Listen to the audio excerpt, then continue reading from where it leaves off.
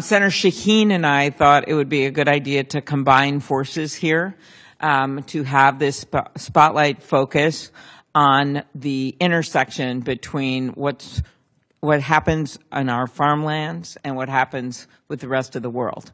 And that is that these cuts are clearly problematic for our standing in the world, our leadership in the world, our security, our trade relationships, because so many of these countries, when we help them maybe 50 years ago, it then leads to stronger nations that do trade with us, but it also socks us right here at home. This foreign purchases from programs like Cindy McCain's, I just met with her for the World Food Program, and others, amount to $2 billion in American goods every year. $2 billion in American goods. So now think if you're a farmer out there in Minnesota, you've got a small farm, you grow soybeans. You are hit right now by so many headwinds that you are about to come roadkill for this administration's policies. The first is the tariffs. Your markets are drying up. The second, depending on what kind of farmer you are, if you maybe are poultry or you do something that needs help with the research that Jean was just referring to when it comes to animal diseases, not only does this funding help to catch horrific diseases that could come over to our country that are developed overseas, we also have animal diseases that kill animals, like we've seen with avian flu.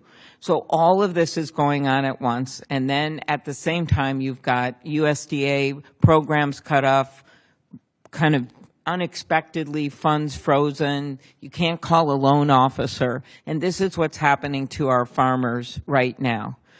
For decades, there was broad bipartisan agreement that foreign food aid helps not just hungry people, but also the U.S., because it builds global ag markets and promotes global security. The Trump administration has decimated Food for Peace and more recently Food for Progress and the McGovern-Dole program. We are taking the lead today in questioning the USDA about recent cancellations of food aid contract, and we urge our colleagues to join us in this effort.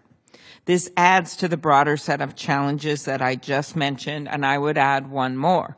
The SNAP funding cuts, the food assistance cuts, which are going to kick about 4 million people off of food assistance and reduce the amount of money they have when it comes to paying for groceries, is going to be a further hit for our farmers.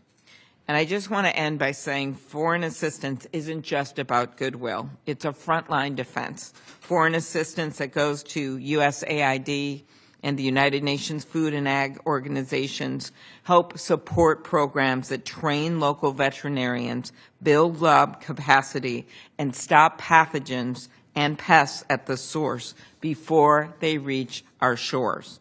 When we cut off foreign assistance, we lose our eyes and ears on the ground. We blind ourselves to early warning signs of foreign animal diseases and invasive pests, including African swine fever or exotic fruit flies, which could devastate our livestock and specialty crop industry. Slashing foreign assistance is short-sighted, cutting our commodity markets, hurting our farmers who are already under siege, weakening our biosecurity, and putting American farmers and ranchers' livelihoods at risk. Thank you, Senator Shaheen.